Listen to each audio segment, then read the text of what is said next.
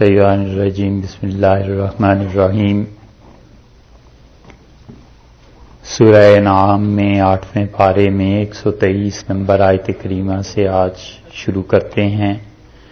اللہ تعالی نے فرمایا کہ ومن کان میتن، بھلا ایک شخص جو کہ مردہ تھا، فاحییناہ، پھر ہم نے اس کو زندہ کیا، وجعلنا لہ، اور ہم نے اس کو دی نورن، روشنی،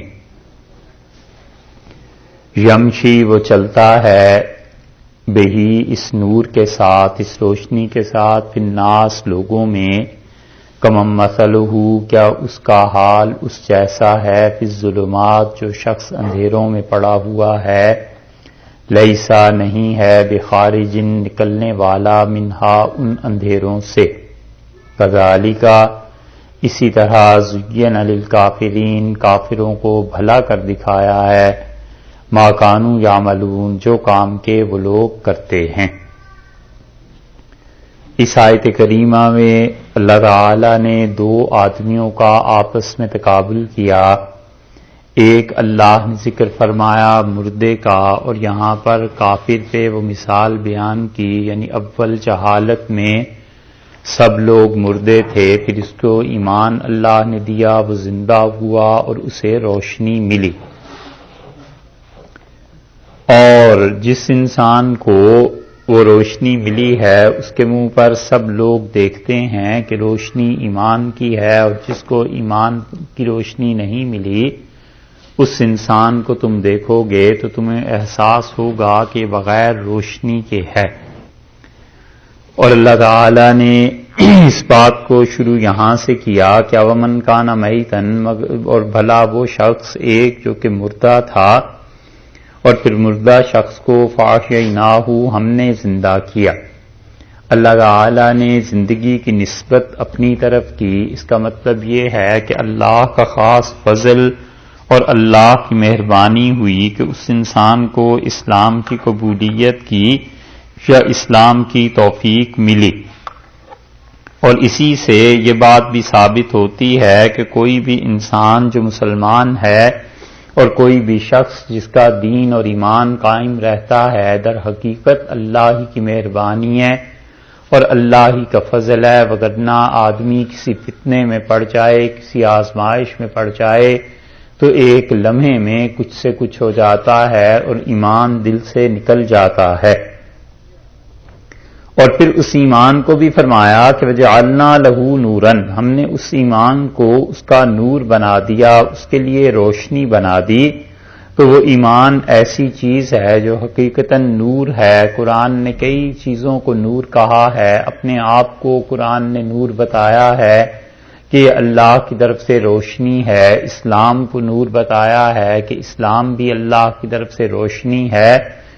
یہ خدا کی توحید اللہ کی طرف سے صحیح چیز ہے، روشنی ہے، اور خود اللہ نے اپنی ذات پر بھی اسی لفظ کا اطلاق سورہ نور میں فرمایا ہے کہ اللہ نور السماوات، اور اللہ تعالی ہی نور ہیں تمام آسمانوں کا، والارض، اور زمین کا۔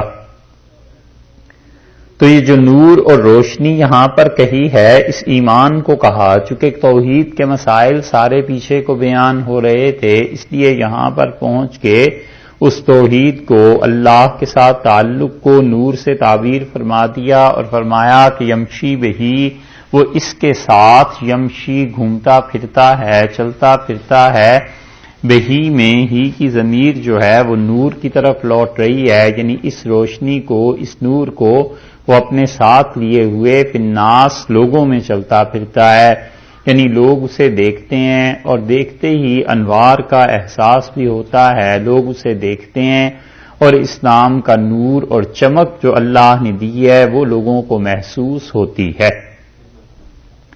اس لیے اگر آپ کبھی غور کریں تو مسلمانوں کو اللہ نے اس کلمے کی برکت سے، اس ایمان کی برکت سے دو تین چیزیں ایسی ہیں جو بڑی واضح طور پر نظر آ جاتی ہیں۔ ایک مسلمان اور مومن انسان کے چہرے پر جو خوشی اور جو مسکراہٹ اور جو اطمینان ہوتا ہے وہ کافر اور غیر مسلم کے چہرے پر ایسا نہیں ہوتا۔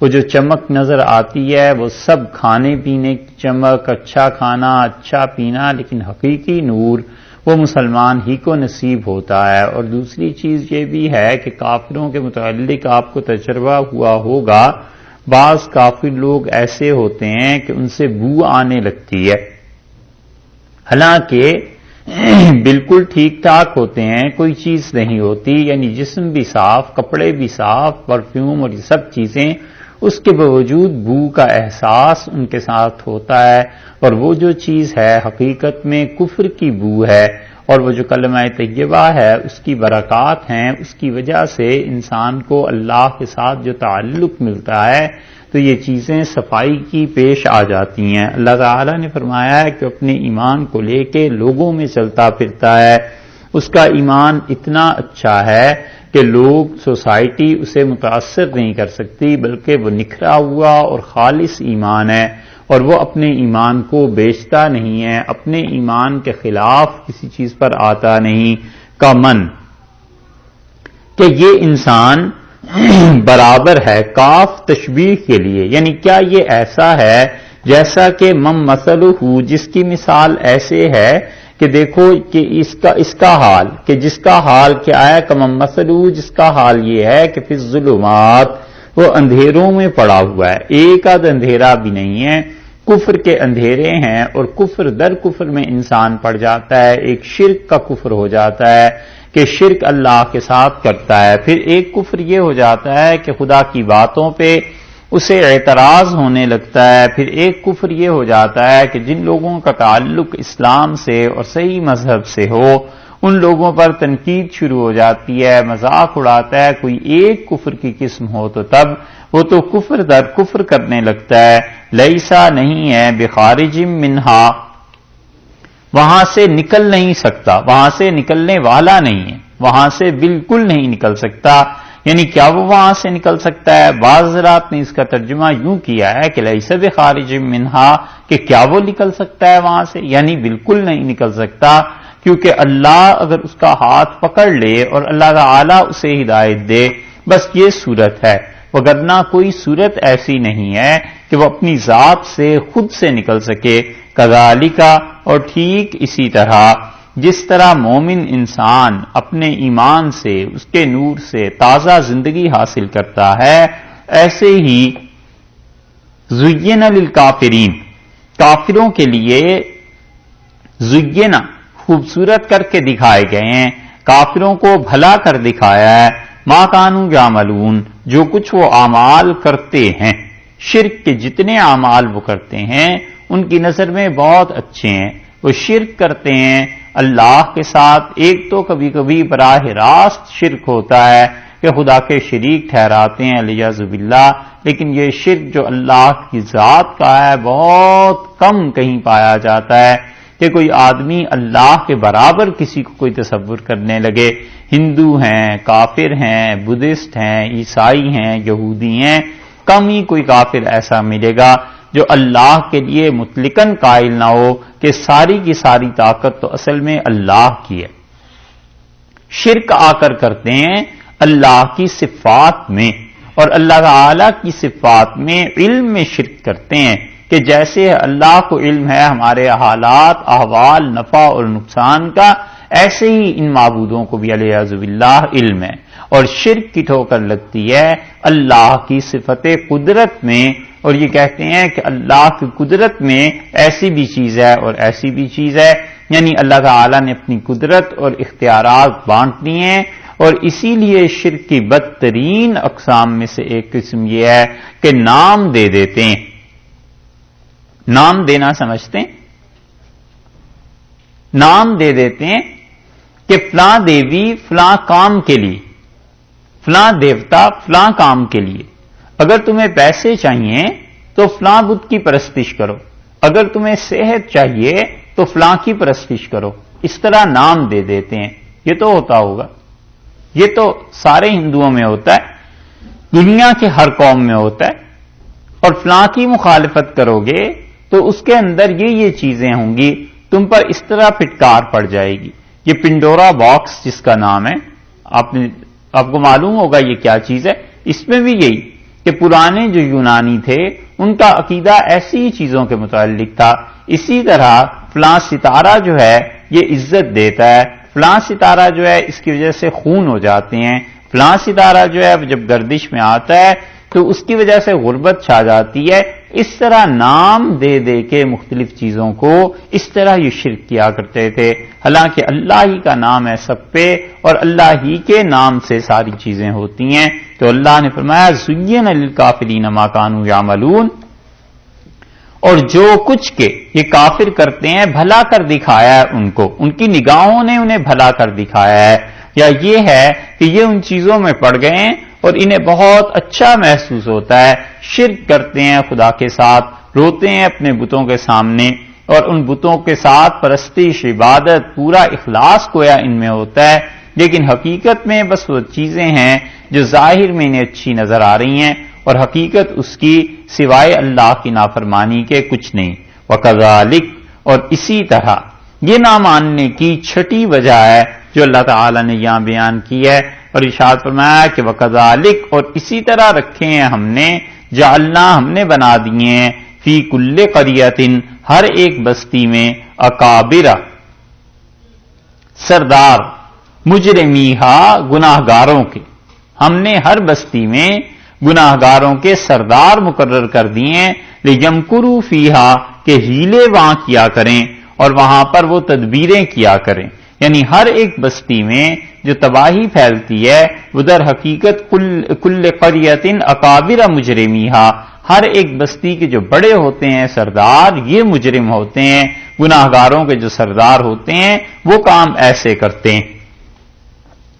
یہ جو ہے کہ ہم نے ایسے کیا ہے تکوینی نسبت ہے. اللہ تعالی نے قرآن پاک میں بے شمار مقامات پر گمراہی کی، کفر کی، ان چیزوں کی نسبت اپنی طرف کی ہے.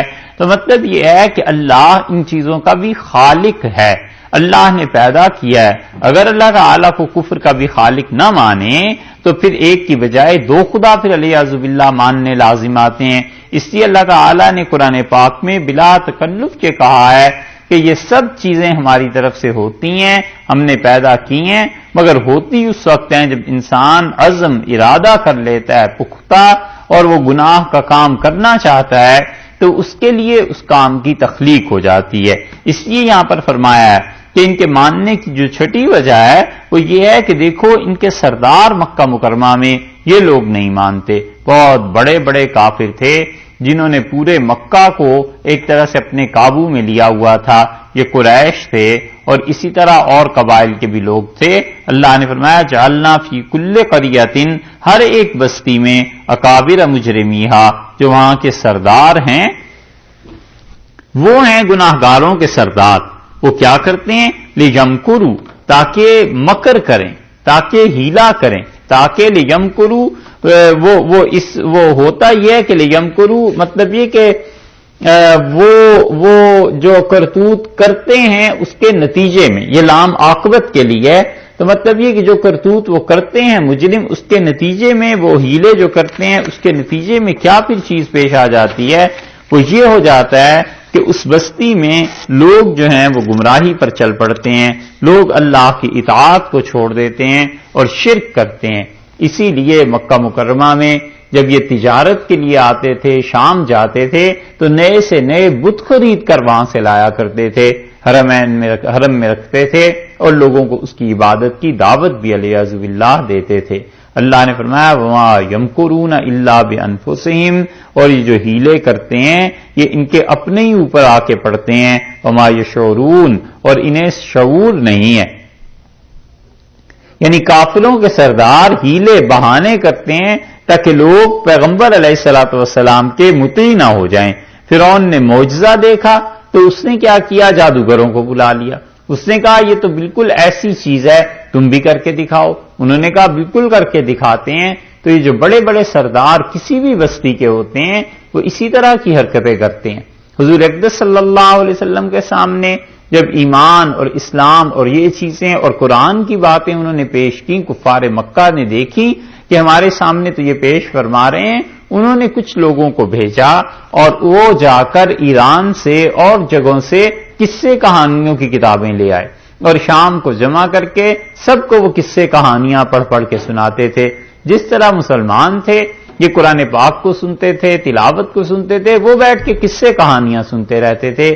تو یہ جو بڑے بڑے سردار جس بستی میں بھی ہوتے ہیں وہ اپنے کو چھوٹوں کو گمراہ کرنے کے لیے ایسے حربے استعمال کرتے ہیں، کیونکہ اللہ ہی ہے جس ذات پاک کو کوئی ضرورت نہیں ہے کہ اس کی مخلوق ضروری اسے مانے. اللہ ہی کی ذات ہے جس کی بادشاہت اور جس کی حکمرانی بغیر لوگوں کے بھی قائم ہے. اللہ تعالی ہی کی ذات ہے، وہ کسی کا محتاج نہیں. اور اس کے علاوہ جتنے بھی سردار اور بادشاہ ہوتے ہیں وہ محتاج ہوتے ہیں مخلوق کے، کہ مخلوق کو خوش رکھیں، لوگوں کو خوش رکھیں. اسی لیے تو پھر ان کی حکمرانیاں قائم رہتی ہیں. کوئی وزیر اعظم، صدر کسی کو دیکھ لیں، حتیٰ کہ اپنے خاندان میں کسی کو بڑائی حاصل ہو جاتی ہے تو بعض اوقات اسے بھی رعایت کرنی پڑتی ہے کہ اگر میں نے فلاں کی رعایت نہ کی تو پھر لوگ مجھے بڑا ماننا چھوڑ دیں گے. تو وہ عزت اپنی بڑائی سے ہوتی ہے، حق سے نہیں ہوتی، سچائی سے نہیں ہوتی. اور اگر سچائی سے ہو تو وہ کہتا ہے کہ مجھے تو صحیح بات کرنی ہے، چاہے لوگ مجھے بڑا مانے نہ مانے، میں اس کا پابند ہوں کہ صحیح بات کروں، اس کا تھوڑا ہی ہوں کہ لوگ مجھے بڑا مانتے رہیں. تو اس لیے یہ جتنے بھی اس طرح کے لوگ ہیں انبیاء علیہ الصلوۃ والسلام کے مخالفین، خاص طور پر وہ اپنی بادشاہی اور چودراہٹ کو قائم رکھنے کے لیے، اپنے عوام کے اطمینان کے لیے نئے سے نئے قصے کہانیاں شروع کرتے ہیں. اور وہی چیز کی فرعون نے کہ حضرت موسیٰ علیہ الصلوۃ والسلام کے مقابلے میں اس نے جادوگروں کو بلا لیا. اس نے کہا یہ دیکھو یہ بھی ایسے ہی کرتے ہیں. مکہ مکرمہ کے کافروں نے ایران سے، فارس سے قصہ کہانیوں والوں کو بلا لیا. انہوں نے کہا یہ دیکھ لو یہ بھی ایسے ہی قصے بیان کرتا ہے. انبیاء علیہ الصلوۃ والسلام کے مقابلے میں ایسے ہی ہوا کرتا ہے. تو اللہ نے فرمایا ہے کہ اس کا کوئی نقصان نہیں پہنچتا سوائے اس کے کہ اپنی جان کے وما یشعرون، اور انہیں شعور ہی نہیں ہے کہ دنیا میں تو تم نبوت کا مقابلہ کر رہے ہو مگر آخرت میں تمہیں یہ سودا کتنا مہنگا پڑے گا. اللہ کی گرفت میں آ جاؤ گے اور آخرت کی زندگی اپنی برباد کر لو گے. وَإِذَا جَاءَتْهُمْ، اور اسی طرح جب پہنچتی ہے ان کو آیتن، کوئی آیت، کوئی نشانی. نشانی سے مراد یہ کہ معجزہ. یہ پیچھے سے جو بحث چلی آتی ہے کہ معجزات کیا، معجزات ہم جو مانگتے ہیں وہ ہونے ہی چاہیے. اللہ نے فرمایا ایسے نہ لائق ہیں کہ ان کے پاس جب کوئی آیت آتی ہے، کوئی معجزہ آتا ہے، کالو کہتے ہیں لن نؤمن، ہم ہرگز اس معجزے کو نہیں مانیں گے، حتیٰ یہاں تک کہ ہم کو، جب تک کہ ہم کو نہ ملے ما اوتیا رسول اللہ، جو کچھ پاتے ہیں اللہ کے رسول علیہ الصلوۃ والسلام. کہتے ہیں کہ ہم اس معجزے کو اس وقت تک نہیں مانیں گے جب تک کہ ہمیں بھی وہ چیز نہ ملے جو کچھ کے انبیاء علیہ الصلوۃ والسلام کو ملی ہے. اتنی جرت ہے، اتنی جسارت ہے کہ ہم خدا کو کسی صورت میں ماننے والے نہیں جب تک کہ ہمیں بھی نبوت نہ ملے. یہ ابو جہل نے بھی کہا تھا رسول اللہ صلی اللہ علیہ وسلم کے مقابلے میں کہ ہم نے ہر کام میں ان کا مقابلہ کیا اور اب یہ کہتے ہیں کہ انہیں نبوت ملی ہے تو ہمیں بھی نبوت ملنی چاہیے. جیسے یہ دنیا کا کھیل تماشا ہے، بچوں کی باتیں کہ جو اس کے پاس ہے سو ہمارے پاس بھی آ جائے. یہ مطالبہ ہے. یا یہ کہ جیسے انبیاء علیہ السلام کو فرشتے دکھائی دیتے ہیں ہمیں بھی فرشتے دکھائی دینے لگیں. یا یہ کہ جیسے معجزات انبیاء علیہ السلام کو دیے جاتے ہیں ہمیں بھی اگر کوئی معجزہ ایسا ملے گا تو پھر ہم مانیں گے، وگرنہ نہیں مانیں گے. اور یہ بہت بڑی طلب ہے، ایسی چیز ہے کہ کوئی انسان ہو تو چمار لیکن بادشاہت کی طلب کرنے لگے کہ جب تک میں بھی امریکہ کا صدر نہ بن جاؤں تب تک میں بھی کسی کی بات نہیں مانوں گا. جتنی بعید اور دور یہ چیزیں ہیں اتنا ہی یہاں پر اس کو اللہ تعالی نے شدت سے رد فرمایا ہے، کیونکہ نبوت اس چیز کا نام تھوڑا ہی ہے کہ لوگوں کو خواہشات کے مطابق تقسیم کر دی جائے، یا لوگ جس کو متعلق سمجھتے ہیں کہ ایسے آسان چیزیں ہیں، معجزات ہیں یا فرشتوں کے دیکھنا ہے، یہ سب ہمیں مل جائیں. اتنی بڑی بات انہوں نے منہ سے نکالی اور بنیاد اس کی کیا ہے؟ وہ کبر ہے اپنے آپ کو اہل سمجھنا ہے اس چیز کا. اگر اپنی نااہلی پہ نظر جاتی کہ ہم اس قابل کہاں ہیں، انبیاء علیہ السلام بڑے ہوتے ہیں اور بہت بڑا مقام ہے نبوت کا، اور اللہ کی ذات جس پہ چاہے احسان کرے تو پھر خدا کے ساتھ تعلق مل جاتا. تواضع اور بندگی اور اپنے آپ کو کچھ نہ سمجھنے کے یہ فائدے ہوتے ہیں کہ اللہ کے ساتھ تعلق مل جاتا ہے. اور انہوں نے اپنے آپ کو کچھ سمجھا، اور سمجھا بھی اتنا بڑا کہ ان کا تقاضا، ان کا مطالبہ یہ ہوا کہ ہمیں بھی ایسی نبوت مل جائے جیسے محمد صلی اللہ علیہ وسلم کو ملی ہے. اس سے زیادہ اپنے آپ کو اہل سمجھنا اور کیا ہو سکتا تھا. اس لیے حدیث میں یہ بات آئی ہے، رسول اللہ صلی اللہ علیہ وسلم کے سامنے حضرت ابو موسیٰ اشعری رضی اللہ عنہ کے ساتھ کچھ لوگ گئے اور رسول اللہ صلی اللہ علیہ وسلم سے انہوں نے عرض کیا جا کر کہ اللہ کے رسول ہمیں حکمرانی دے دیں. اور رسول اللہ صلی اللہ علیہ وسلم نے حضرت ابو موسیٰ اشعری رضی اللہ عنہ کے سامنے ہی یہ بات کہی کہ ہم اس کو کوئی عہدہ نہیں دیتے جو خود سے اس کی تمنا رکھتا ہے.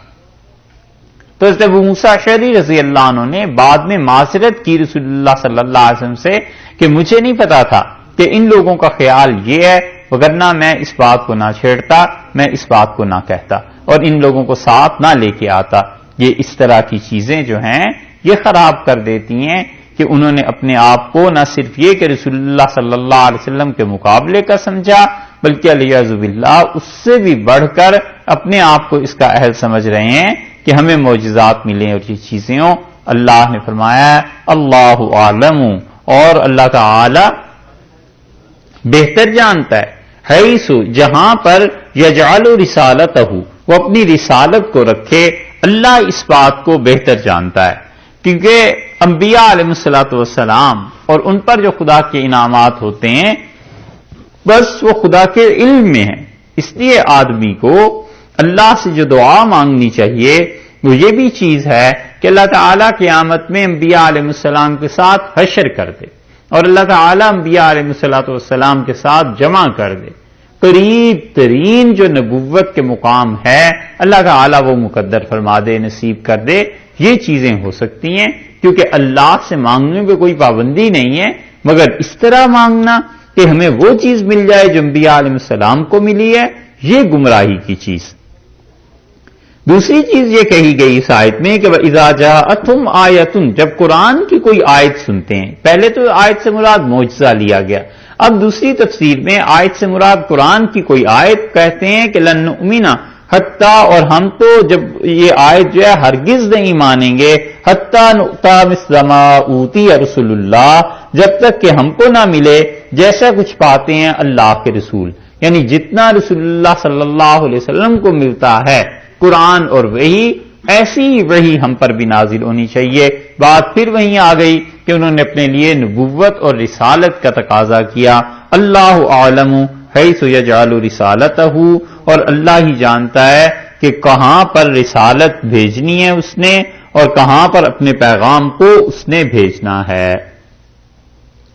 یہ جو یہاں پر لفظ حیثو یہاں پہ استعمال ہوا ہے یہ اہل کے معنی میں ہے کہ اللہ تعالی جانتا ہے کہ کون اہل ہے رسالتہ، اس کے پیغام کو، یعنی اللہ کا پیغام کہاں پہنچنا چاہیے اللہ ہی جانتا ہے. قرآن پاک میں یہ واحد مقام ہے جہاں لفظ اللہ دونوں مرتبہ اکٹھا آ گیا. دیکھا ان کے درمیان کوئی فرق نہیں نا.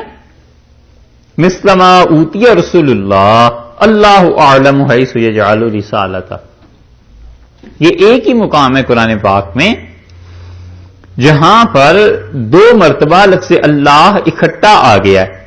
اور اس سے امام جزری رحمت اللہ علیہ نے جو ان کی کتاب حسن حسین اس میں بھی اور بعض روایات میں سیدنا علی رضی اللہ عنہ سے یہ منقول ہے، اور کہتے ہیں کہ جو دعا کی قبولیت کی چیزیں ہیں ان میں سے ایک یہ ہے کہ کسی آدمی کو کوئی مشکل پیش آ جائے اور اللہ تعالیٰ سے دعا مانگنی ہو تو اسے چاہیے کہ سورہ انعام پڑھے اور رسول اللہ پر پہنچ کے رک جائے اور پھر اللہ سے دعا مانگے اور پھر جہاں سے پڑھنا شروع کرے کہ اللہ اعلم حیث یجعل رسالتہ.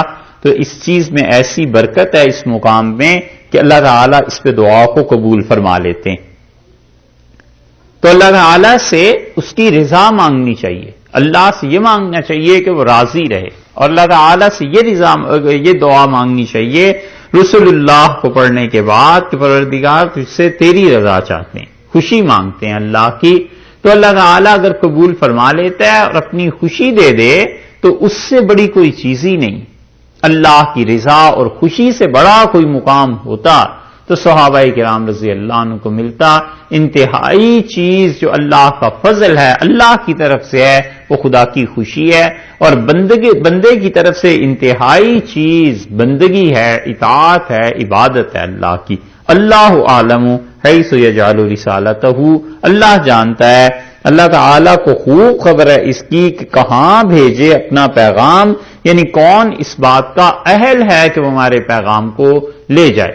خود ہی وہ بندوں کے دل پاک کرتا ہے، خود ہی اس پہ الہام فرماتا ہے، خود ہی ان کی طرف وحی کرتا ہے، خود ہی اللہ کی ذات ان کا انتخاب کرتی ہے اور انہیں رسالت کے لیے منتخب فرماتی ہے. سیصیبو پہنچے گا، اب سین کا مطلب اب، ان قریب، فوراً، ابھی پہنچے گی. الذین، ان لوگوں کو، اجرموا، جن لوگوں نے کیا کیا ہے، گناہگار ہیں، جنہوں نے جرم کیے، جو گناہگار ہیں، انہیں ان قریب اب پہنچے گی صغار، ذلت عند اللہ، اللہ کی طرف سے، اللہ کی طرف سے یہ اب ذلیل ہو جائیں گے. وعذاب شدید، اور خدا کا شدید عذاب پہنچے گا. بما کانوا یمکرون، اس سبب سے کہ یہ لوگ کیا کرتے تھے، مکر کرتے تھے، اس سبب سے کہ یہ ہیلے بناتے رہتے تھے، خدا کے دین کو ٹالتے رہتے تھے. تو رسالت کے مقام کی طلب کے بعد یہ جب بتا دیا کہ اللہ جانتا ہے کہ رسالت کیا ہے، تو اس سے صاف پتا چلا کہ رسالت اور نبوت یہ واہبی چیز ہے، کسبی نہیں، اپنے کسب سے حاصل نہیں ہو سکتی. کوئی آدمی اپنی محنت سے حاصل نہیں کر سکتا. یہ جو دھوکہ ہے یہ ابو علی سینا کو ہو گیا تھا. ان جیسے لوگوں کو کسی وقت انشاءاللہ امید ہے کہیں بحث پھر آ جائے گی، بات آ جائے گی. ابو علی سینا سے اس کے دوستوں نے کہا کہ تم نبوت کا دعویٰ کیوں نہیں کر دیتے، تم تو اتنے پڑھے لکھے آدمی ہو. اور کسی کی نظر اس ظالموں میں سے جنہوں نے مشورہ دیا اس پہ نہیں گئی کہ اللہ نے فرمایا ہم جس کو چاہتے ہیں رسالت وہاں جاتی ہے. اور رسول اللہ صلی اللہ علیہ وسلم کے بعد تو اللہ کا چاہنا بھی ختم ہو گیا، بس ہمیشہ وہ چاہتا رہا ہے، اور اس نے آخری مرتبہ چاہنے کے بعد خود سے ختم کر دیا ہے کہ میں اس چیز کو اب کسی کو نہیں دوں گا. تو جب رسول اللہ صلی اللہ علیہ وسلم پہ رسالت ختم ہو گئی، اب کسی کی بات ہی نہیں رہی باقی. اور وہ رسالت کے بعد امت کو رسول اللہ صلی اللہ علیہ وسلم نے سارے کام بانٹ دیے ہیں. مثلاً حضور اقدس صلی اللہ علیہ وسلم کا منصب اجتہاد کا تھا، وہ امت میں علماء کو مل گیا کہ وہ اجتہاد کریں، مسائل کو ثابت کریں. تزکیہ تھا، پاکیزگی تھی، رسول اللہ صلی اللہ علیہ وسلم کا منصب تھا، اللہ تعالیٰ نے وہ صوفیہ کو چلا لیا اس سلسلے کو. اسی طرح علی ھذا القیاس اللہ نے سارے منصب رسالت میں جتنے شعبے تھے وہ امت میں تقسیم کر دیے. اب یہ نہیں ہو سکتا کہ کوئی رسول آئے، اس لیے فرمایا کہ اللہ اعلم حیث یجعل رسالتہ، اور پھر فرمایا کہ سیصیب الذین اجرموا صغار عند اللہ. اور جنہوں نے یہ جرم کیا ہے نا، نبوت اور رسالت کا ادعا، اپنے آپ کو اس کا قابل سمجھنا، خدا کے ساتھ شرک کرنا، اللہ کی توحید کو ماننے میں نئی نئی حجتیں پیدا کرنا، ان کو بس اب پہنچتی ہے ذلت. اب پہنچنا یعنی سین جو ہے اس کا ترجمہ کیا گیا ہے کہ اب پہنچ ہی رہی ہے، مطلب یہ کہ اب موت ان کی آ ہی رہی ہے. اللہ کے ہاں کون سی دیر لگتی ہے، 60-70 برس 100 برس کسی نے جی بھی لیا تو کیا اس نے کیا، اب بس پہنچ ہی رہی ہے ان تک. ایک ترجمہ تو یہ کیا گیا. دوسرا ترجمہ کیا گیا ہے کہ ضرور پہنچے گی انہیں، اجرمو جنہوں نے تکذیب کیا، جھٹلایا ہے، کیا پہنچے گی، صغارن، صغیر، صغر، سارے لفظ استعمال کرتے ہیں چھوٹے پن کے لیے، صغیر چھوٹا، اسی سے یہ صغار کا لفظ بھی ہے کہ ذلت پہنچے گی عند اللہ، اللہ کے ہاں، یعنی جب حشر میں اٹھائے جائیں گے تو ان کافروں کو وہاں پر ذلت پہنچے گی، وہاں پر رسوا ہوں گے کہ کیوں رسول اللہ صلی اللہ علیہ وسلم کی بات نہیں مانی، کیوں حضور اقدس صلی اللہ علیہ وسلم کا پیغام پہنچا اور اسے انہوں نے ٹھکرا دیا اور رد کر دیا. وعذاب شدید، اور شدید عذاب انہیں ملے گا. بما کانوا یمکرون، اس سبب سے، با جو ہے نا اس کا مطلب ہے اس وجہ سے، یہ کانوا یمکرون یہ ہیلے کرتے تھے، اور بدلہ اللہ تعالیٰ انہیں دے گا وہ بہانے بنانے کا جو نئی نئی چیزیں اسلام اور شریعت کے خلاف یہ کرتے تھے. خدا ان سب کو وہاں پر شدید عذاب میں مبتلا کرے گا. یہ جو با ہے آپ دیکھیے دو چیزوں میں بڑا واضح فرق نظر آئے گا. قرآن جب بھی ذکر کرتا ہے کہ ان کو سزا ملے گی، ان کو عذاب ملے گا، ساتھ ہی یہ کہتا ہے کہ ان کے کرتوتوں کے سبب سے. اور جب اللہ تعالیٰ اپنے فضل کا، انعام کا ذکر کرتا ہے تو اس کی نسبت اپنی طرف کرتا ہے کہ ہم نے یہ انعام کیا. کیونکہ کوئی بھی آدمی اپنی ذاتی قابلیت کے اعتبار سے کتنا ہی اچھا کیوں نہ ہو، اللہ کا فضل، اللہ کی رضا بہرحال اس کے اعمال سے افضل ہے. اس کے اعمال کے مقابلے میں خدا کی خوشی بہت بڑی چیز ہے. تو اس لیے اللہ اس فضل کی نسبت اپنی طرف کر دیتے ہیں، اور یہ جو چیز ہے اس کی نسبت اللہ تعالی بندوں کی طرف کرتے ہیں کہ ان کے اپنے کرتوت ایسے ہیں. نتیجہ اس کا یہ نکلے گا کہ ان لوگوں کو خدا کی طرف سے سزا ملے گی، اور وہ سزا یہ ہے کہ شدید عذاب میں مبتلا کیے جائیں گے. فَمَن يُرِدِ اللَّهُ، اور جس کے متعلق بھی، جس کو بھی یرد اللہ، اللہ چاہے کہ یہدیہ، کہ راہ کھول دے اللہ اس کے لیے، یشرح تو کھول دیتا ہے، صدرہ اس کا سینہ. فَمَن يُرِدِ اللَّهُ، جس کو اللہ تعالی چاہے کہ یہدیہ، کہ اس آدمی کو راہ دے اپنے تک پہنچنے کے لیے، یشرح کھول دیتا ہے، صدرہ اس کا سینہ، للاسلام، اللہ کی حکم برداری کو، اللہ اپنی فرما برداری کے لیے اس کا سینہ کھول دیتا ہے. پہلے جہاں سے شروع کیا ہے رکوع کے بالکل آغاز میں، وہاں یہ بتایا کہ اومن کان میتن فاحییناہ، بھلا سوچو تو وہ آدمی جو مردہ تھا اسے ہم نے زندگی دے دی. وجعلنا لہ نورا، اور ہم نے اسے ایمان بھی دے دیا.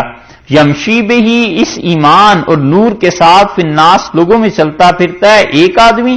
کما مثلہ، کیا اس کی مثال ایسے ہو سکتی ہے؟ فی الظلمات، وہ آدمی جو گمراہی اندھیروں میں پڑا ہوا ہے، لیس بخارج منہا، اور وہاں سے نکل نہیں سکتا. دو چیزیں وہاں بیان کی تھی، ٹھیک وہی دو چیزیں یہاں پھر لے آئے ہیں کہ تم اس اسلام کی، دین کی قدر کرو. دیکھو فَمَن يُرِدِ اللَّهُ أَن يَهْدِيَهُ، اور جس کے متعلق ارادہ فرماتے ہیں اللہ تعالیٰ کہ ان یہدیہ، کہ اس انسان کو راہ دے دے، اس انسان کو ہدایت دے. یشرح صدرہ، تو اللہ تعالیٰ شرح کر دیتا ہے، کھول دیتا ہے اس کا سینہ، للاسلام، اپنی فرما برداری کے لیے. یعنی وہ اللہ کی فرما برداری اس کو ایسے نصیب ہو جاتی ہے کہ پھر وہ خدا کی نافرمانی نہیں کرتا، اللہ کے حکموں کے خلاف نہیں چلتا. اور یہ بہت بڑی چیز ہے کہ انسان کا سینہ اسلام کے لیے کھل جائے. جو عقیدہ ہے اللہ پہ وحدانیت کا، رسالت، نبوت، قیامت، یہ ساری کی ساری چیزیں، ان کے متعلق اسے یقین آ جائے کہ یہ سب کی سب چیزیں جو اللہ نے مجھے دی ہیں، جو مہربانی اور احسان اللہ نے فرمایا ہے، یہ سب سچ ہے اور اس پہ مجھے اپنی زندگی کو بسر کرنا ہے. یہ بہت بڑی چیز. اسی لیے اس کی انتہا جو ہوتی ہے اس پر پہنچ کے انسان کو دو چیزیں نصیب ہو جاتی ہیں، اور کسی بھی شخص کو یہ دو چیزیں نصیب ہو جائیں چاہیے کہ اللہ کا شکر ادا کرتا رہے. ایک تو یہ کہ جس کا سینہ خدا اسلام کے لیے کھول دے، اس کے لیے شرعی کام جو ہیں وہ طبعی کاموں کی طرح بن جاتے ہیں. جو کام شرعن ہونے چاہیے، یعنی جو کام شرعی ہیں وہ طبعی بن جاتے ہیں. جیسے انسان کو بھوک لگتی ہے، پیاس لگتی ہے، اب یہ کوئی تھوڑا ہی کہتا ہے کہ اچھا بھوک لگ گئی ہے تو کھانا کھا لو. پیاس ہو تو اپنا اندر ہے اس کو مجبور کرتا ہے کہ اٹھو اور کھانا کھاؤ اور پانی پیو. اور پھر کبھی کبھی پانی کی طلب اچھی لگتی ہے، کہتا ہے پانی پیئیں گے، شربت پیئیں گے، کتنا اچھا لگتا ہے یہ، اور اس کے پینے سے خوشگواری کا احساس ہوتا ہے. یہ جب حاصل ہو جائے شرعی احکامات کے سلسلے میں کہ نماز کا وقت آیا، خوشی ہوتی ہے کہ اللہ کا شکر ہے اب 2 سجدوں کی توفیق ہو جائے گی.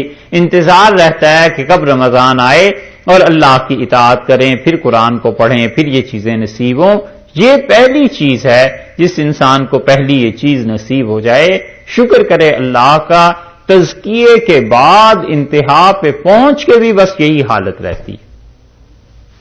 یہ جتنے پاپڑ بیلتے ہیں نا تزکیے کے لیے، تصوف، سلوک، بیت، ذکر، اذکار، سب چیزیں اسی کے لیے ہوتی ہیں کہ شرعی احکامات جو ہیں انہیں اتنی خوشی سے آدمی قبول کرتا ہے، چاہے اس کی دنیا لٹے اور چاہے کچھ بھی نقصان ہو، وہ کہتا ہے اللہ کی رضا اس میں ہے، اللہ کی خوشی اس میں ہے، اس کے لیے طبعی چیزیں بن جاتی۔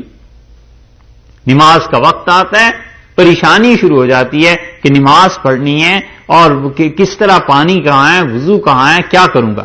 ایسے ہی جیسے اس انسان کے اسباب ذرائع منقطع ہو جائیں معیشت کے تو پریشانی شروع ہو جاتی ہے کہ پیسے کہاں سے آئیں گے، کرایہ کیسے دوں گا، کیا چیزیں کروں گا۔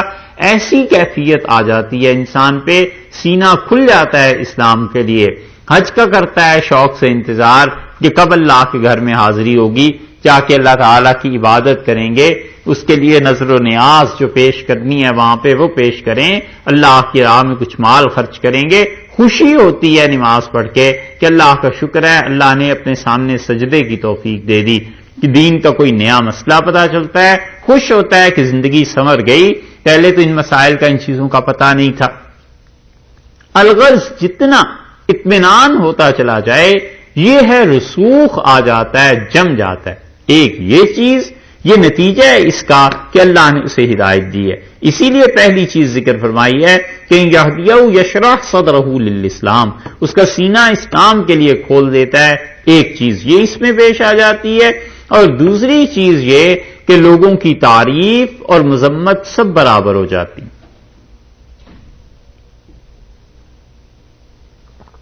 لوگوں کی تعریف اور مذمت سب برابر ہو جاتی، اتنا اسلام پہ پکا ہو جاتا ہے۔ کوئی تعریف کرے تو اس انسان کا حال ایسا نہیں کہ اس سے کوئی خوشامد کر کے اسلام سے ہٹا دے، کوئی مذمت کرے، گالیاں دے تو اس سے متاثر نہیں ہوتا، اس کے لیے سب برابر ہو جاتا ہے کہ جو تعریف کرتے ہیں انہوں نے میرا کیا کچھ کر لینا ہے، کون سا چاند پہ بٹھائیں گے، اور جو مذمت کر لیتے ہیں انہوں نے کیا بگاڑ دینا ہے۔ یہ چیز حاصل ہو جائے کسی انسان کو کہ تعریف اور مذمت برابر ہو جائیں، رات کسی نے تعریف کر دی تو بھی آرام سے سوتا ہے، کسی نے گالیاں دے دی تو بھی آرام سے سوتا ہے، کہ یہ سب چیزیں مٹ جانے والی ہیں، اور اصل دیکھنا یہ ہے کہ اللہ کے ہاں کیسے رہے اور اللہ کے ہاں کیا چیز پیش آئی۔ یہ بہت بڑا مقام ہے کسی انسان کو اگر نصیب ہو کہ اس کو لوگوں پر نظر ہی نہیں رہتی، وہ اللہ کی طرف دیکھتا۔ ایک چیز یہ ہے کہ تعریف سے خوشی حاصل ہوتی ہے، اس کے بھی دو شعبے ہیں۔ ایک تو یہ کہ دین کا کوئی کام اللہ نے اس سے لے لیا، کسی نے تعریف کی کہ آپ کی وجہ سے ہدایت مل گئی، اس سے خوشی ہوتی ہے، یہ خود ایمان، خود دین۔ کوئی کہتا ہے آپ نے مسئلہ بتایا تھا اس پہ عمل کر لیا، خوشی ہوتی ہے، یہ دین ہے۔ اس کی وجہ یہ ہے کہ وہ خوش ہوتا ہے اس سے کہ اپنے مالک کے ہاں ایک اور چیز چلی گئی، ایک اور آدمی راہ پر آ گیا، ایک اور آدمی سیدھا ہو گیا۔ اور یہی چیز رسول اللہ صلی اللہ علیہ وسلم سے پوچھی تھی صحابہ کرام رضی اللہ عنہم نے کہ ہم نیکی کرتے ہیں اور کوئی آدمی اس پہ ہماری تعریف کر دیتا ہے تو یہ ریاکاری نہیں اور ہم خوش بھی ہوتے ہیں۔ تو رسول اللہ صلی اللہ علیہ وسلم یہ تو پہلی بشارت ہے کہ اللہ نے قبول کر لی، اسی لیے لوگوں کے دل میں اللہ نے ڈالا کہ تمہاری تعریف کریں۔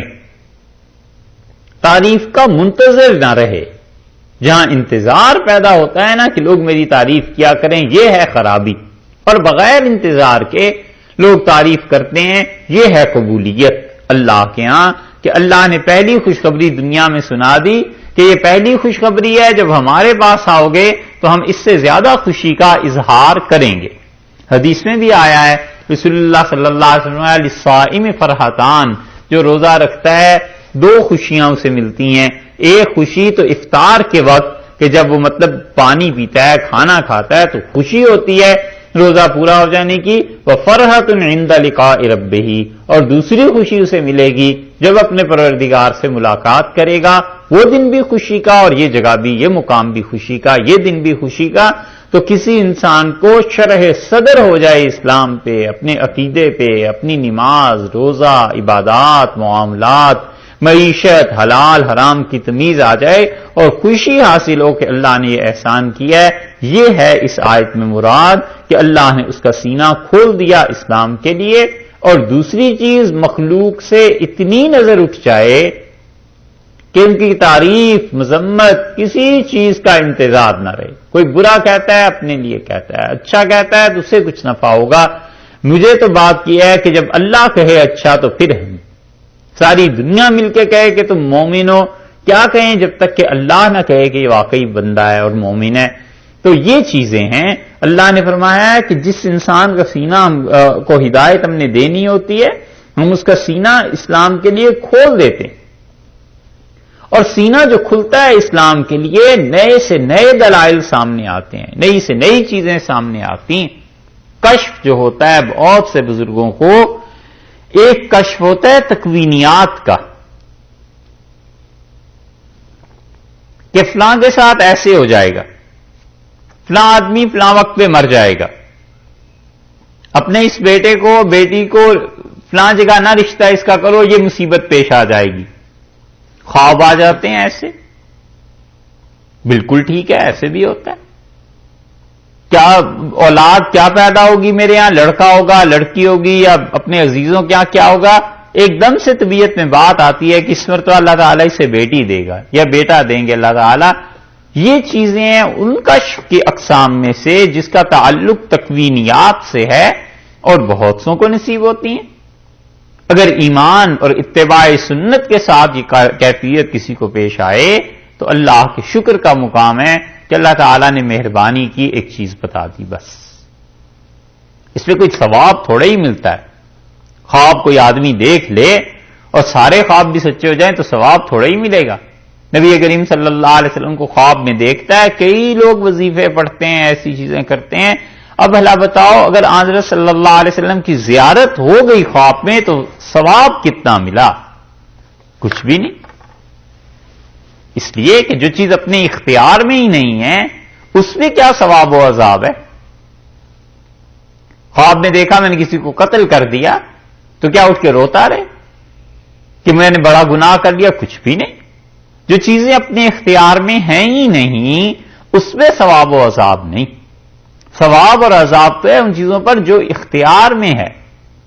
اگر ایک آدمی حضور اقدس صلی اللہ علیہ وسلم کو ساری زندگی نہیں دیکھتا اور وہ ایک مرتبہ سبحان اللہ کہہ دیتا ہے تو یہ سبحان اللہ اس کا اللہ کے زیادہ قریب کرے گا بنسبت اس آدمی کے جو خواب دیکھتا ہے، کیونکہ سبحان اللہ پہ ثواب ہے۔ اور ثواب کس چیز کا نام ہے؟ ثواب نام ہے اس عمل کا جس کے ذریعے اللہ کا قرب حاصل ہوتا ہے، بس اللہ کے قریب ہو جاتا ہے، اللہ تعالیٰ کے اس کی راہ کی مسافت کم ہو جاتی ہے۔ خدا کے یہاں پہنچنے کے لیے جتنے وزن کی ضرورت تھی اتنا وزن اس کی ذات میں پیدا ہو جاتا ہے اور اللہ اسے کھینچ لیتے ہیں۔ یہ چیز ہوتی ہے ثواب۔ اور عذاب اس کے برعکس ہو جاتا ہے کہ آدمی ایسے کام کرتا ہے والعیاذ باللہ جو انسان کو خراب کر دیں اور اللہ سے دور کر دیں۔ اس لیے اگر ثواب کے کاموں کے ساتھ اتباع سنت ہے، عقیدہ صحیح ہے، اب کسی آدمی کو کشف شروع ہو گیا، پتہ چل گیا کہ فلاں بادشاہ کا تختہ الٹ جائے گا، فلاں کے ساتھ یہ پیش آ جائے گا، خواب دیکھ لیا، یہ کشف کی وہ قسم ہے جس کا تعلق تکوینیات سے ہے، اور اس میں کافر مومن سب برابر ہے۔ کافروں کو بھی کشف ہوتا ہے، کافر بھی صحیح خواب دیکھتے ہیں، اور ایسا صحیح کشف ہوتا ہے کافروں کو کہ 19-20 کا فرق نہیں آتا۔ رستم تھا، حضرت عمر رضی اللہ عنہ کے مقابلے میں اس نے خواب دیکھا تھا، اور اس نے جب صحابہ رضی اللہ عنہ گئے تو اس نے اپنے بادشاہ سے یہی کہا، اس نے کہا یہی وہ چیز ہے جو میں تمہیں بتا رہا تھا کہ میں نے خواب میں دیکھا ہے کہ جتنے بھی ایران کے اسلحے کے ذخائر ہیں سب پر کوئی آسمان سے آیا ہے اور اس نے آ کے مہر لگا دی، ٹھپا لگایا، تالے لگائے، اور جتنی چابیاں تھیں انہی جیسا ایک آدمی لمبے قد کا تھا اس کے حوالے کر دیا۔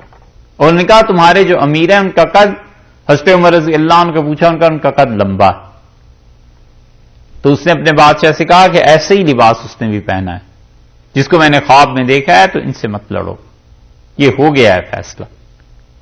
اب یہ کافر تھا، خواب میں اللہ نے دکھا دیا، یہی خواب عالم بیداری میں آ جاتا ہے، اسے ہی کشف کہہ دیتے ہیں۔ یہی چیز بین النوم والیقظہ، سونے اور جاگنے کے درمیان کی کیفیت میں پیش آ جاتی ہے۔ بندہ نہ تو یہ کہتا ہے کہ میں سو رہا تھا، نہ یہ کہتا ہے کہ میں جاگ رہا تھا، یک بیک ایک منظر سامنے آ جاتا ہے۔ یہ جو منظر سامنے آتا ہے یہ کشف ہے۔ اور کون سی اتنی بڑی چیز ہے؟ جو چیز کافر اور مومن میں بھی مشترک ہو، بھلا بتاؤ اس سے کوئی خدا کا قرب حاصل ہوتا ہے؟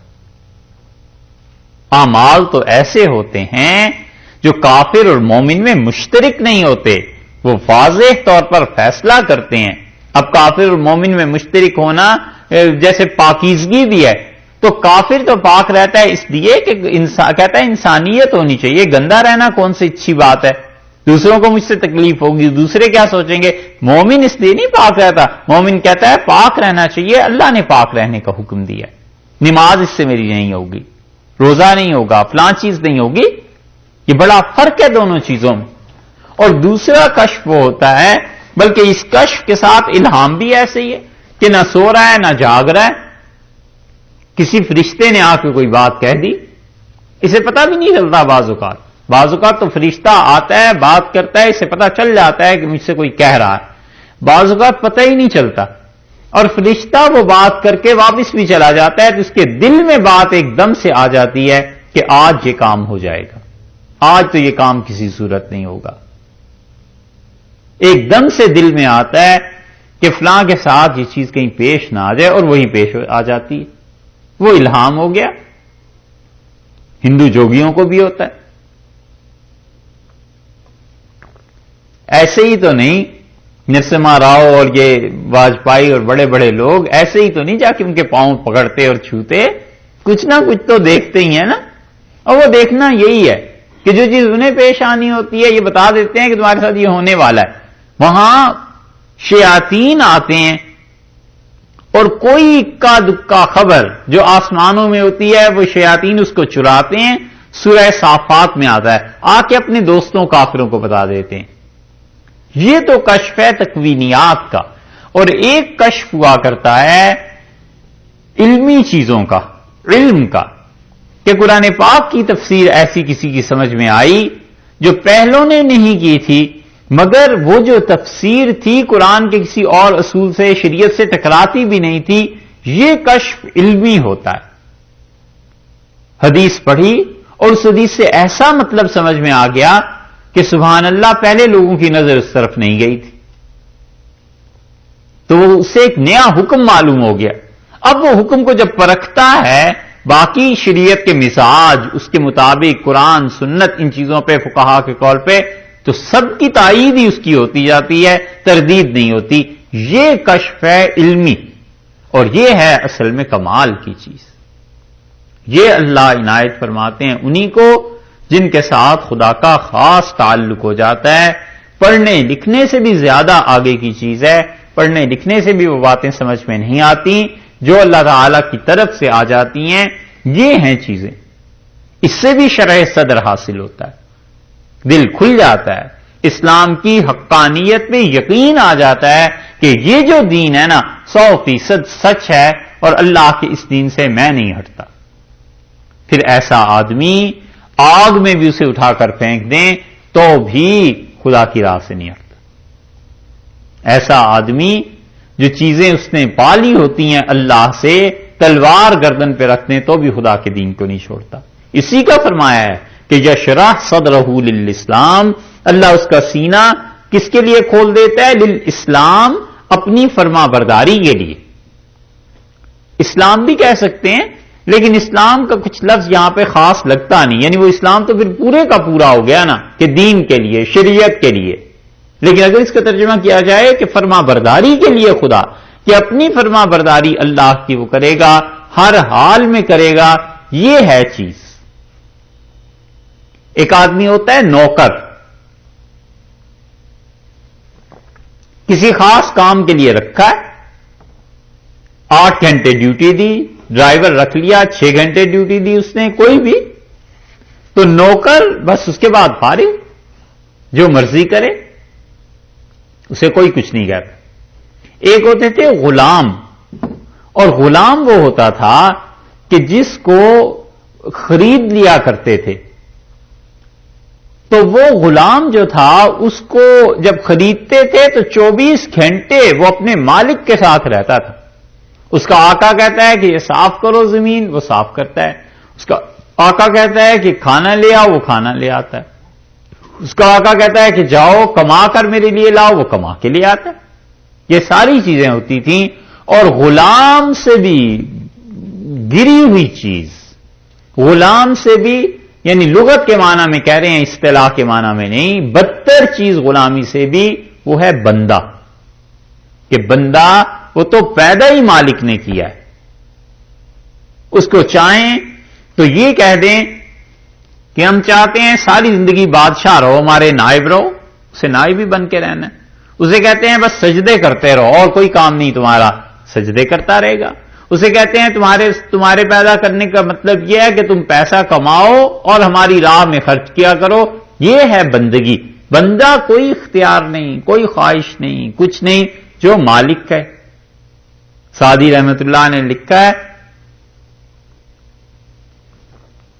کہ ایک مالک تھا، اس کا ایک غلام تھا، اس نے خرید لیا جا کے بازار سے، اس غلام کو گھر لایا تو اسے بڑا اچھا معلوم ہوا، وہ غلام سمجھدار لگتا تھا، تو اس نے اس سے پوچھا کہ کیا کھاؤ گے؟ اس نے کہا جی جو آپ کھلا دیں۔ اس نے کہا تمہارا نام کیا ہے؟ اس نے کہا نام میرا کیا، جو آپ رکھ دیں۔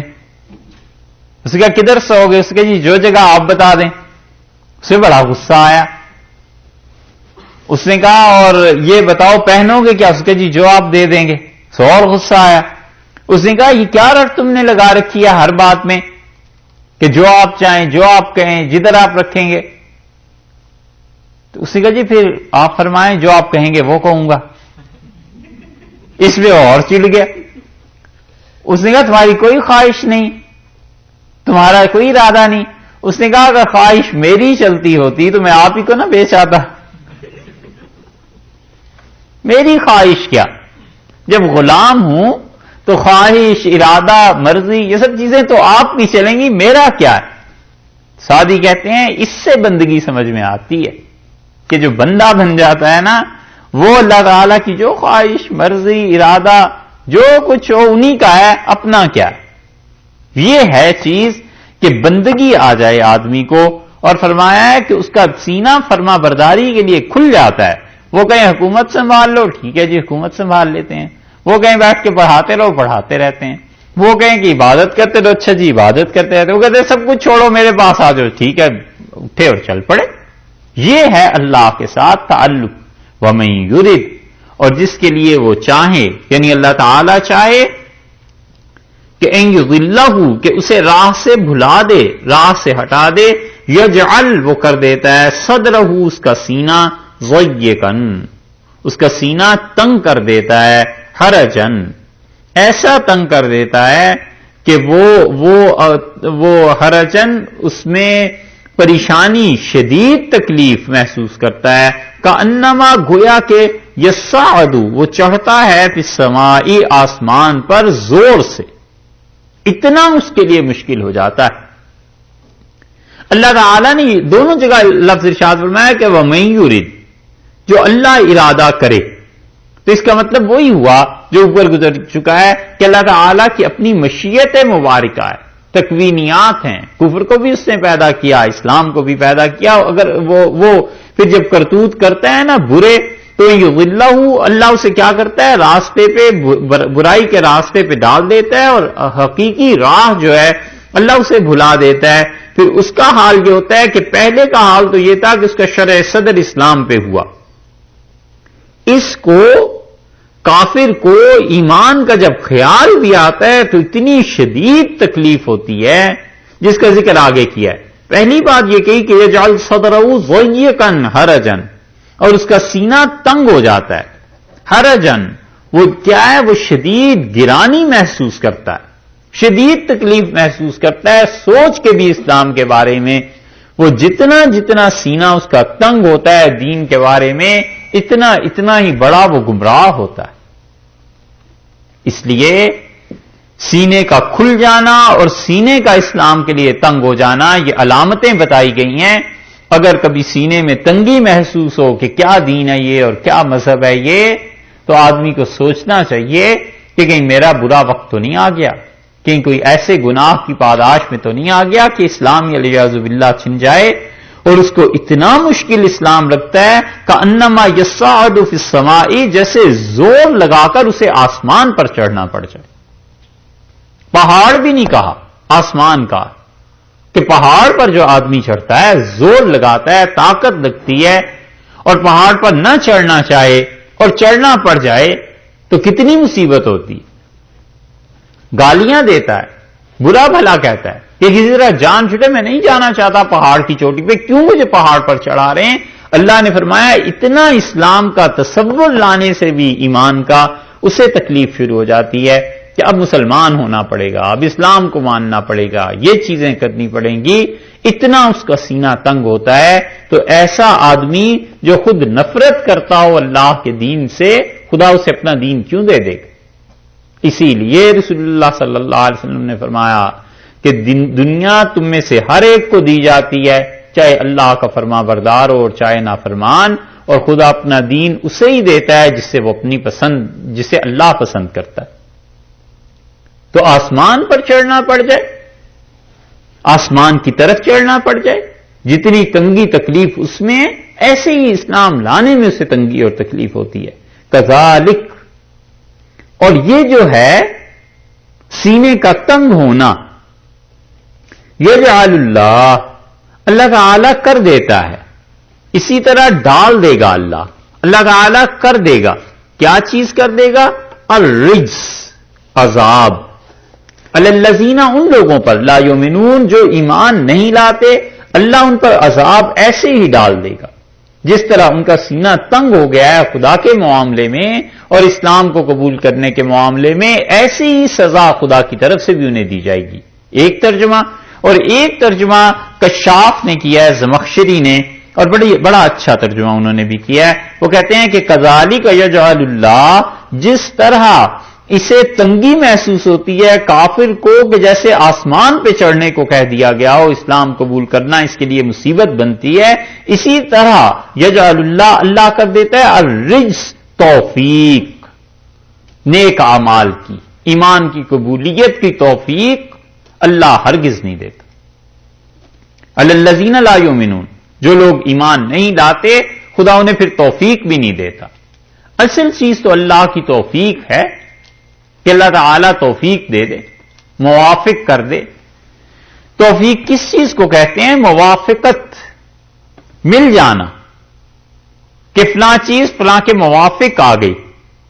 بیمار ہے، دوا دی ڈاکٹر نے، تو یہ دوا بیماری کے موافق جب آ گئی تو بیماری ختم ہو گئی. یہ چیز ہے توفیق، کہ انسان کو اللہ تعالیٰ کسی بھی اچھے کام کی ایسی صلاحیت دے دے کہ اللہ خود سے خوش ہو جائے، راضی ہو جائے. یہ توفیق جو ہے نا، یہ خالص اللہ کا فضل ہے، بس انہیں ہی دیتا ہے جس کے ساتھ خدا کا خاص تعلق ہو جاتا ہے. امام محمد رحمت اللہ علیہ سے کسی نے پوچھا کہ کیا ہوا وفات کے بعد؟ کئی لوگوں نے اس خواب کو ان کے نقل کیا ہے.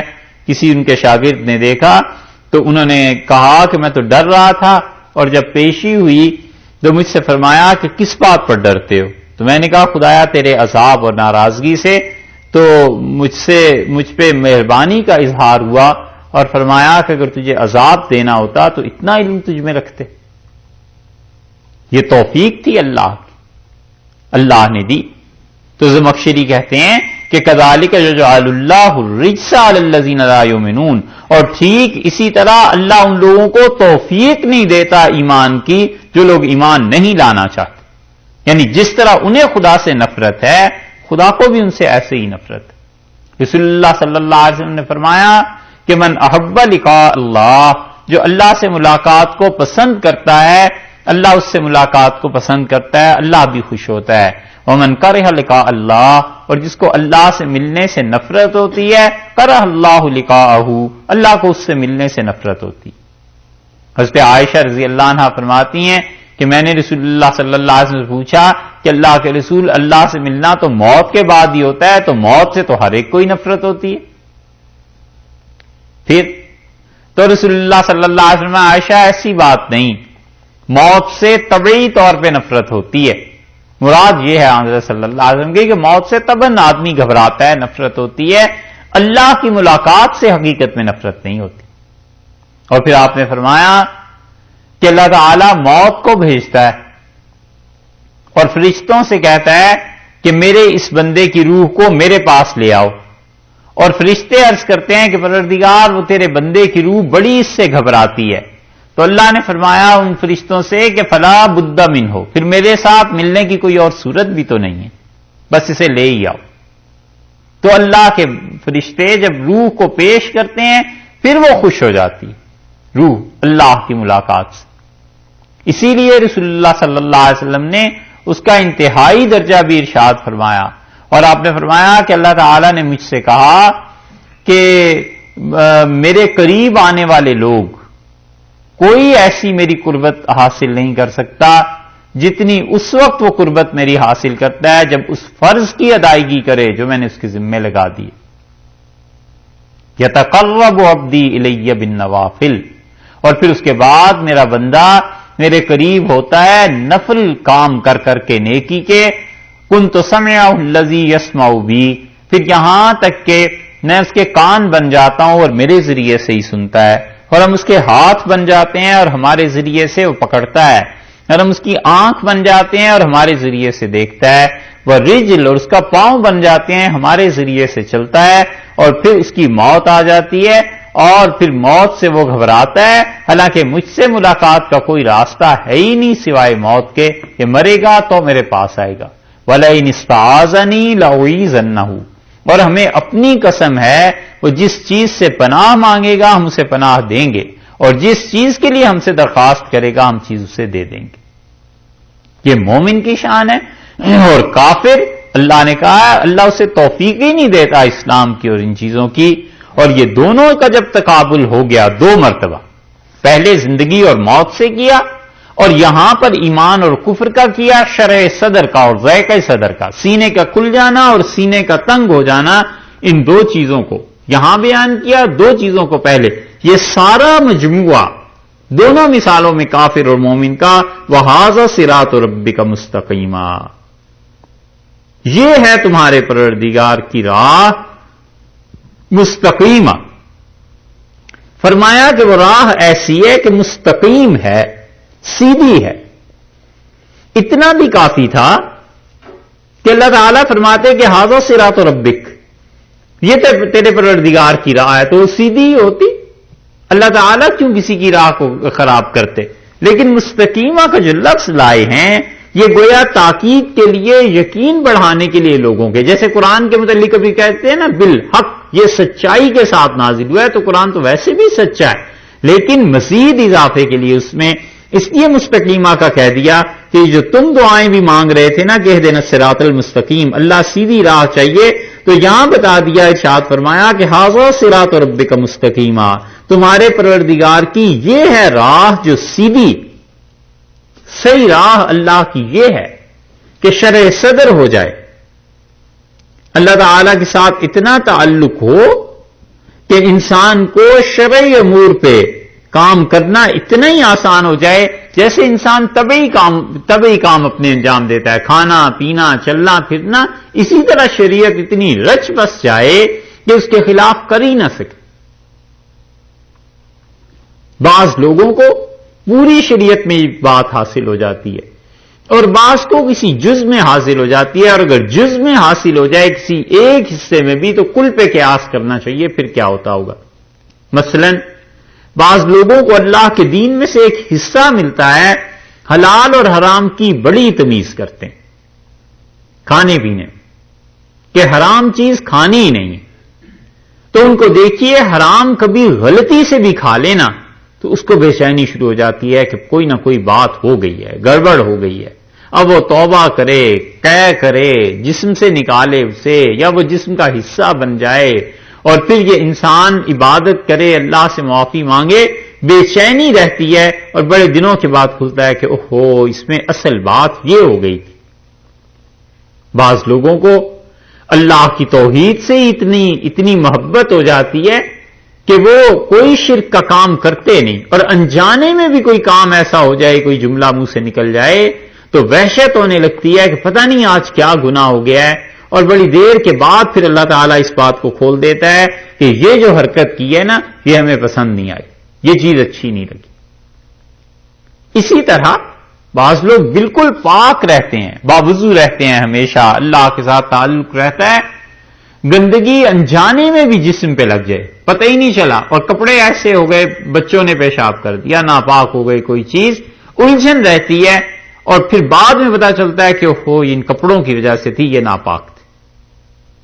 یہ چیزیں عمومی طور پر بھی لوگوں کو پیش آتی ہیں، جو جس شعبہ زندگی میں زیادہ احتیاط کرتا ہے خدا اس کو اس شعبے میں شرع صدر دے دیتا ہے، اور کسی کی پوری زندگی اسلام کے لیے شرع صدر ہو جائے، سینہ کھل جائے، اس کے تو پھر کہنے ہی کیا، وہ تو پھر صبح سے شام تک معصوم تو نہیں ہوتا، البتہ محفوظ ہو جاتا ہے گناہوں سے۔ یہ ہے وَهَذَا صِرَاطُ رَبِّكَ مُسْتَقِیمًا، اور یہ صحیح راہ ہے، یقینی طور پہ تمہارے پروردگار نے جو راہ دی ہے یہ اس کی راہ ہے اور صحیح راہ ہے۔ قد فصلنا، اور ہم نے کھول دیے ہیں، الآیات، اپنے پتے، اپنے گھر کے پتے ہم نے کھول دیے ہیں، لقوم یذکرون، اس قوم کے لیے، ان لوگوں کے لیے جو دھیان کرنے والے، جو لوگ سوچنے والے ہیں۔ تو یہ ہم نے صاف بتا دیا، کیا بتا دیا کہ ہر معاملے میں عقل کو حاکم نہ بناؤ، عقل پہ بھی ایک حاکم ہے شریعت، اس کو حاکم بنانا ہے، شرع صدر تمہیں اس سے حاصل ہوگا۔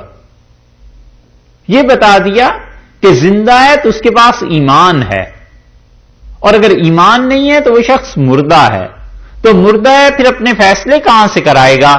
عقل سے کرائے گا، اور زندہ ہے تو وہ اپنے فیصلوں کے لیے ایمان سے رجوع کرے گا، سمجھ میں آئے یا نہ آئے ایمان کی طرف جائے گا۔ اس لیے سب سے بالا ایمان ہے، اور وہ عقل جو ایمان سے فیض پاتی ہے اور ایمان سے جو نور پاتی ہے وہ عقل صحیح ہے۔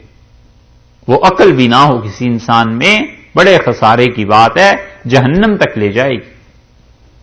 وہ ایمان کا نور جب عقل پہ پہنچتا ہے تو عقل اس سے پھر اس کی کانٹ چھانٹ ہوتی رہتی ہے، عقل اپنی حدود میں رہتی ہے، وگرنہ جس انسان کے پاس ایمان ہی نہیں ہے وہ پھر کیا کرے گا؟ پھر تو وہ عقل کو اپنا حکمران بنا لے گا۔ تو اس لیے فرما دیا ہے کہ دیکھو ہم نے اپنے پتے بتا دیے ہیں، فصلنا الآیات، ہم نے اپنی نشانیاں بتا دی ہیں۔ آدمی دنیا میں کسی بھی چیز کو ڈھونڈتا ہے تو پتہ چاہیے ہوتا ہے، کتاب کو جو ڈھونڈنے چلے کہ کتاب لینی ہے تو کسی سبزی والے کی دکان پہ تھوڑے ہی جا گھسے گا، کتاب ہی کی دکان پہ جانا ہے، اور سبزی خریدنی ہے تو کسی سنار کی دکان پہ تھوڑے ہی چلا جائے گا۔ تو پتہ چاہیے، اللہ نے کہا فصلنا الآیات، ہم نے اپنے گھر کے سارے پتے بتا دیے، اپنی ذات تک پہنچنے کے پتے بتا دیے، اور ان پتوں پہ چلو گے پھر ہمارے یہاں آؤ گے۔ ای میل اب یہاں بھیجنی ہے، یہاں سے جواب ملے گا۔ یہ اللہ کے پتے ہیں سارے، اس کی نشانیاں ہیں، اس نے بتایا ہے کہ اسلام ہے، دین ہے، خدا کی توحید ہے، اور ان کے ذریعے فرمایا اس قوم کو ہدایت ملتی ہے، لقوم یذکرون، جو قوم کیا کرے؟ سمجھ سے کام لینے والی ہو، جو قوم دھیان کرتی ہے اس کو بتا دیا، اور وہ دھیان ایسا ہے کہ اسلام سے آئے گا، حکم برداری سے آئے گا، ہماری بات مان کے چلتے رہو، اس سے تم میں پیدا ہو جائے گا۔ لہم دار السلام، ان کے لیے ایسا گھر ہے۔ یہ کن کی تعریفیں بیان ہو رہی ہیں؟ اس کے لیے جسے شرع صدر ہو گیا تھا اسلام پہ۔ فرماتے ہیں لہم دار السلام، یہ صراط مستقیم پہ بھی ہیں، اور ان کے لیے گھر ہے، ایک سلامتی والا گھر ہے، وہ وہی جنت۔ انہوں نے ارادہ کیا ہوا ہے کہ ایک شہر آباد کرنا ہے، ایک بستی اور قریہ، اور اس کا نام ہے جنت، اور رکھیں گے بس انہی کو وہاں جو پاک ہوں گے، ان کا ناپاک لوگوں کو نہیں رکھنا، بس جو پاک ہوتے جاؤ گے تو ہم اس شہر میں، اس گھر میں، اس جگہ جگہ تمہیں دیتے رہیں گے، اس گھر میں کمرے بناتے رہنا۔ اسی لیے رسول اللہ صلی اللہ علیہ وسلم جب تشریف لے گئے معراج میں آسمانوں پر، تو حاضری ہوئی سیدنا ابراہیم علیہ الصلوۃ والسلام کے ہاں، جو ان کے بھی جد امجد تھے۔ تو حضرت صلی اللہ علیہ وسلم انہوں نے مجھ سے کہا کہ یہ جو لوگ سبحان اللہ اور الحمدللہ پڑھتے ہیں، یہ ان کے درخت یہاں لگ جاتے ہیں، تو جو چاہے کہ جنت میں اپنے گھر کو آباد کر لے، اسے چاہیے کثرت سے اللہ کو یاد کرے، اللہ کا ذکر کرے، اور فرمایا بس جنت کا پانی بہت اچھا ہے اور جنت کی مٹی بڑی زرخیز، باقی آدمی اعمال کرتا رہے اور وہاں پہ اپنے گھر کو آباد کرتا رہے۔ عجیب و غریب چیز اللہ نے بنائی ہے۔ اللہ تعالیٰ نے فرمایا کہ لہم دار السلام، ان کے لیے وہ سلامتی کا گھر۔ سلامتی کے گھر کا مطلب ساری آفتوں سے محفوظ، سارے مصائب اور پریشانیوں سے محفوظ۔ حضرت خدیجہ رضی اللہ عنہا رسول اللہ صلی اللہ علیہ وسلم کے لیے کھانا لا رہی تھی، اسلام کے لیے بڑی تکالیف انہوں نے اٹھائیں اور اپنا مال رسول اللہ صلی اللہ علیہ وسلم کے لیے کھول دیا۔ دو آدمی ایسے تھے جنہوں نے اپنا مال اتنا رسول اللہ صلی اللہ علیہ وسلم کے لیے کھول دیا کہ پیسے ان کے تھے اور ہاتھ رسول اللہ صلی اللہ علیہ وسلم کا تھا۔ ایک آپ کی اہلیہ حضرت خدیجہ رضی اللہ عنہا نے اور ایک حضرت ابوبکر رضی اللہ عنہ نے، پیسے ان کے تھے مگر ہاتھ رسول اللہ صلی اللہ علیہ وسلم کا کام کرتا تھا۔ اتنے یہ لوگ اسلام کے لیے قربانی دینے والے تھے۔ حضرت خدیجہ رضی اللہ عنہا کھانا لے کے آئیں اور رسول اللہ صلی اللہ علیہ وسلم کے لیے بڑے مشکل دن تھے کافروں کے مقابلے میں، تو جبریل امین نے کہا کہ یہ آپ کی اہلیہ خدیجہ بھی آئیں گی اور وہ پانی، سالن، یہ دو چیزیں آپ کے لیے لا رہی ہیں، اور جب وہ آئیں تو انہیں کہیے گا کہ اللہ تعالیٰ نے انہیں سلام بھجوایا ہے، اللہ نے انہیں سلام کیا ہے اور کہا ہے کہ تم جب ہمارے پاس جنت میں آؤ گی تو ہم تمہیں ایک محل دیں گے اور اس محل میں کوئی شور نہیں ہوگا۔ یہ اس لیے کہا کہ کافر شور مچاتے تھے نا اسلام کی بات سن کے، تو فرمایا وہاں کوئی شور نہیں سننا پڑے گا تمہیں، اور نہ ہی تم وہاں تھکو گی۔ اکیلی تھی، گھر کا کام تھا، بچے تھے، رسول اللہ صلی اللہ علیہ وسلم کی ساری اولاد تو انہی سے تھی سوائے ایک بیٹے کے، تو اس لیے فرمایا کہ انہیں کہنا کوئی تھکن بھی نہیں ہوگی وہاں۔ اور رسول اللہ صلی اللہ علیہ وسلم پھر جب میں معراج میں گیا تو میں نے ایک موتی میں پورا گھر بنا ہوا دیکھا، اور مجھے بتایا گیا کہ آپ کی اہلیہ خدیجہ رضی اللہ عنہا کا گھر۔ یہ چیزیں کہ ایسی سلامتی کی جگہ ہے کہ جو آدمی جتنی بھی محنت اور مشقت کی زندگی گزار کر گیا وہاں سلامتی کے گھر میں پہنچ گیا۔ رسول اللہ صلی اللہ علیہ وسلم سب سے زیادہ انعام اللہ نے جس پہ دنیا میں کیے تھے، اسے جنت میں صرف ایک، جہنم میں صرف ایک غوطہ دے کر نکال کر لے آئیں گے، اور اللہ اس سے کہے گا کہ تو بتا دنیا میں تو نے کیا دیکھا؟ وہ کہے گا پروردگار کوئی آج تک آرام کی چیز نہیں دیکھی، اور جو سب سے زیادہ مشقت میں دنیا میں رہا ہے اسے جنت سے ایک چکر لگوا کے باہر لے آئیں گے، اور اللہ تعالیٰ پوچھیں گے کہ کیا تکلیف، کیا پریشانیاں دیکھیں؟ وہ کہے گا پروردگار تیری قسم کوئی پریشانی نہیں دیکھی، کوئی تکالیف نہیں، سب بھول جائیں گے۔ اس لیے یہ ہے چیز، اللہ نے فرمایا ہے ہر طرح کی آفتوں سے محفوظ دار السلام، ایک ایسا گھر ہے جو سلامتی والا ہے، عند ربہم، ان کے پروردگار کے پاس، اللہ کے ہاں جب پہنچیں گے تو اللہ تعالیٰ انہیں وہ گھر دے گا۔ عجیب و غریب چیزیں، اور وہ گھر بنتا بھی چلا جا رہا ہے۔ جتنے بھی، یعنی مطلب ایک تو بن چکا ہے، ایک اس میں ایکسپینشن بھی ہے، نئی سے نئی چیزیں جو پہنچ چکے ہیں وہاں پہ، عجیب و غریب تمنائیں ہوں گی اور سب کی سب چیزیں وہاں پہ ہوں گی۔ حدیث میں آتا ہے رسول اللہ صلی اللہ علیہ وسلم نے بتایا کہ لوگ وہاں کیا کیا تمنائیں کریں گے اور کس طرح انہیں چیزیں ملیں گی۔ آپ سے ایک آدمی نے پوچھا کہ اللہ کے رسول وہاں کپڑے بھی ہوں گے؟ تو رسول اللہ صلی اللہ علیہ وسلم وہاں کپڑے بھی تمہیں ملیں گے، لیکن اس کی صورت یہ ہوگی کہ جیسے پھول اگتے ہیں ایسے کپڑے اگا کریں گے زمین سے، اور وہ پھول جیسے اپنے غلاف سے، خوشے سے باہر آتا ہے، کلی کھلتی ہے پھر پھول بن جاتا ہے، ایسے ہی وہ پودا پھوٹے گا اور اس سے تمہیں کپڑے ملا کریں گے، اس سے تمہیں کپڑے نصیب ہوں گے۔ رسول اللہ صلی اللہ علیہ وسلم نے بتایا کہ وہاں بازار بھی ہوں گے اور تم بازار جایا کرو گے اور وہاں سے مختلف چیزیں خرید کے اپنے گھروں میں لاؤ گے. حدیث میں اتنی چیزیں آئی ہیں. طبقات ہیں یہ حنابلہ کے، اس میں امام احمد ابن حنبل رحمۃ اللہ علیہ کا ایک واقعہ نقل کیا.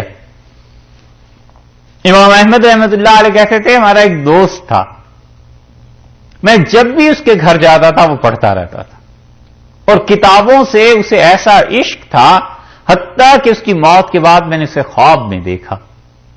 تو ایسی جگہ تھا جہاں زمین میں بھی سب کتابیں ہی پڑی ہوئی تھیں اور چھت بھی کتابوں کا اور دیواریں بھی. تو میں نے اس سے پوچھا کہ تم کہاں؟ اس نے کہا جنت میں.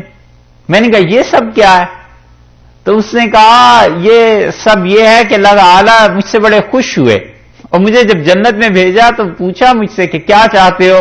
میں نے کہا ایک لائبریری دے دیں، کتابیں دے دیں. تو اللہ تعالیٰ نے میرے لیے یہ محل بنانے کا حکم دیا اور اس میں ہر چیز کتابوں پہ مشتمل ہے، میں یہاں بیٹھ کے بھی پڑھتا رہتا.